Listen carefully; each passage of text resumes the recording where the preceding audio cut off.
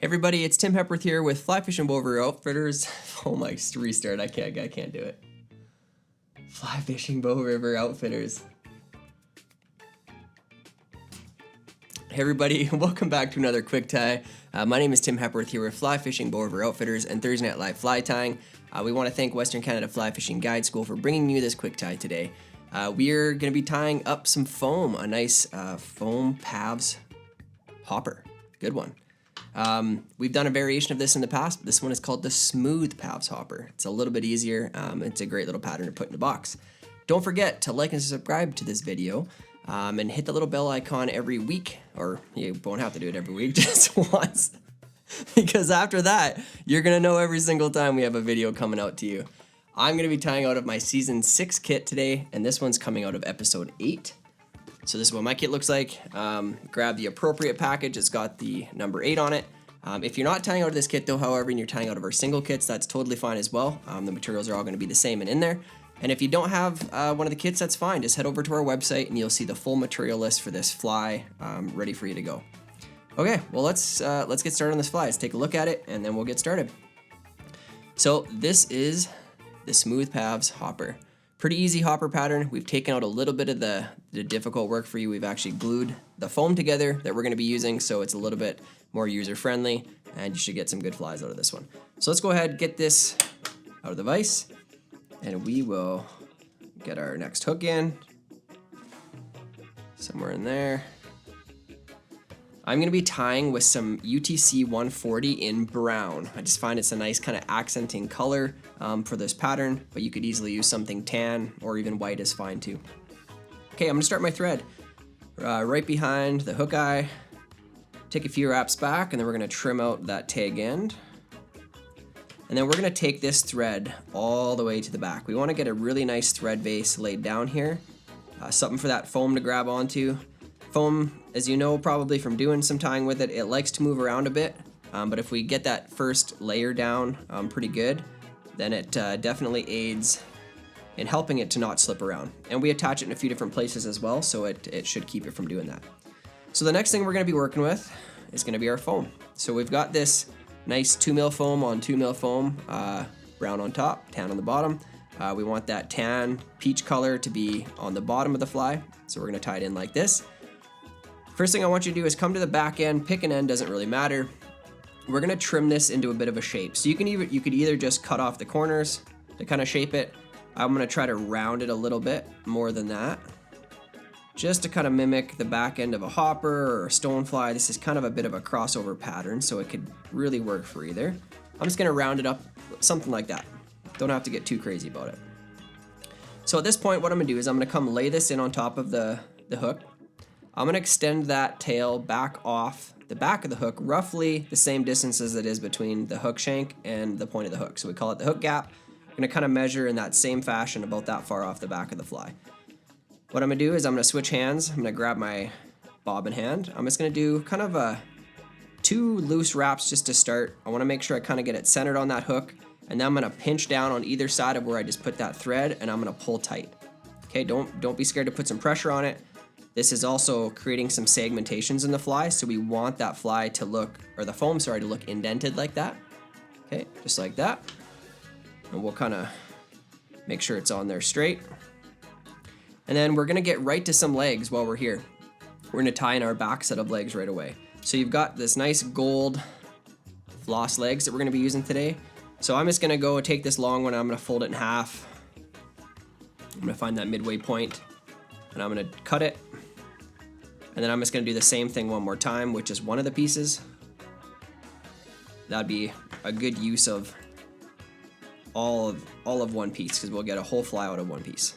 So I've got 2 pieces together, quite a bit shorter pieces. I'm going to set them right at the midway point between the length. I'm just going to set it right up on top. And I'm going to take 2, 3 thread wraps. And once I have it just kind of hanging out like that, I'm going to grab the 2 that are attached to each other, these 2 tips. I'm going to pull one to my side of the fly and then pull one to the other side of the fly. And if you can, you want it to sit kind of right midway on that foam. Sometimes I like to move around a bit, but you can see there it kind of sucks right into that where we put our thread, and it should keep it pretty even like that. Okay, So now once I got that in there, I'm gonna take a couple more thread wraps just to make sure that they aren't gonna go anywhere. Make sure it's good and tight. My legs are still in good position. And then I'm gonna lift up that foam and I'm gonna start putting some more thread down. And I'm gonna come all the way forward to right about here. So we're gonna have two more segments left of this fly. We're gonna have the second body portion, and then we're gonna have just the head. So we're kind of building a little bit of a head segment as well. So in measuring this, we want about a third of the a third of the hook shank to be the head, roughly. So if I kind of measured off the back, I've got about a third, maybe a quarter, somewhere in between those two. Just kind of guess it, look at it, if you think it's an appropriate length. I'm gonna come over top just like I did in that back portion, take 1-2 loose wraps, pinch on the foam, and pull down. And now you're gonna start to feel like that foam doesn't want to roll near as easily now that we're connected in a couple places. So now we're gonna kind of repeat what we just did at the back section. We're gonna add another section of leg. So I have that other half of the one that I trimmed.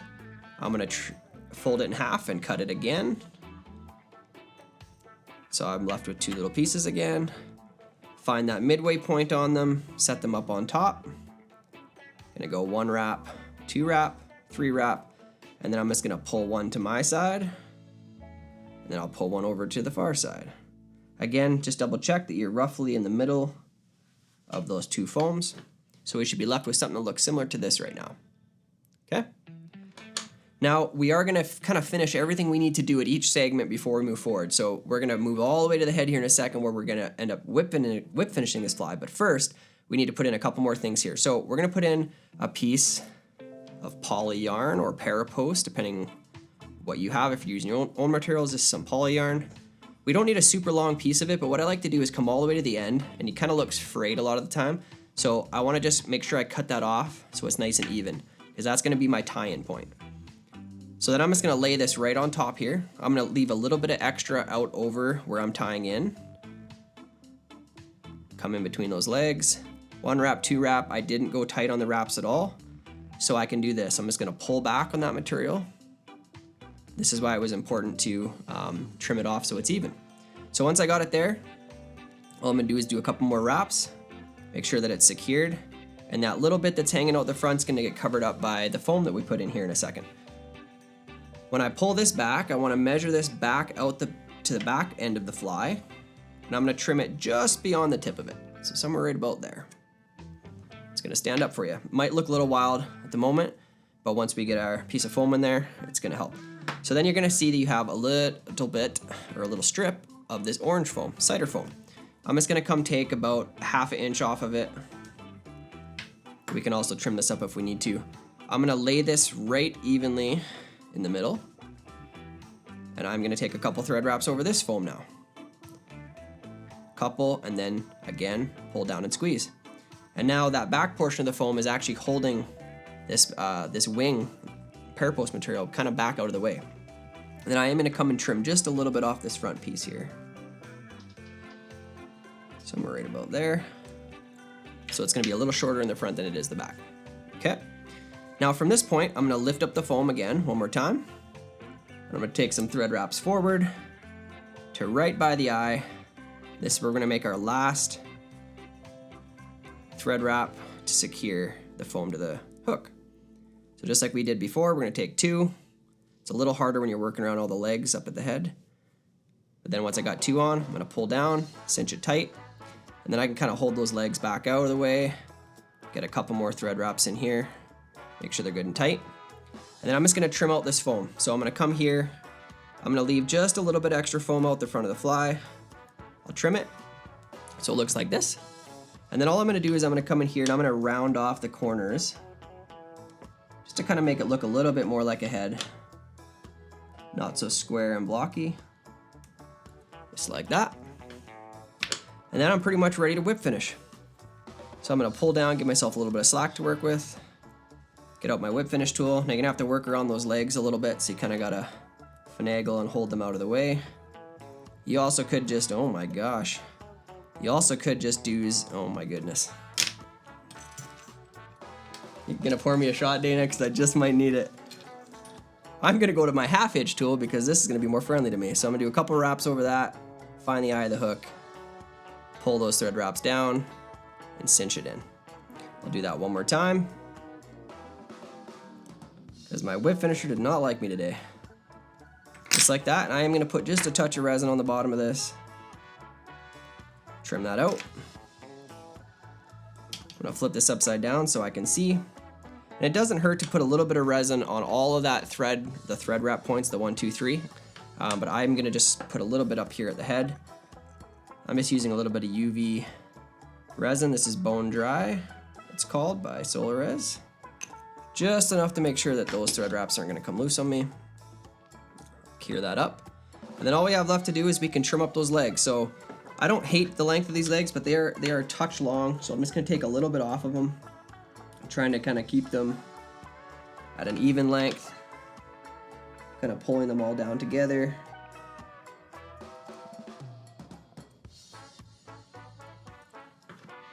There we go.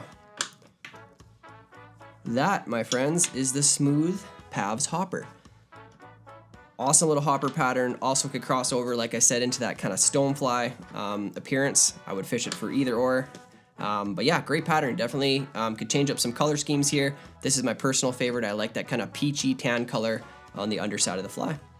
Okay, well, this has been another quick tie with Tim Hepworth here and Fly Fishing Boat Outfitters and Thursday Night Live Fly Tying.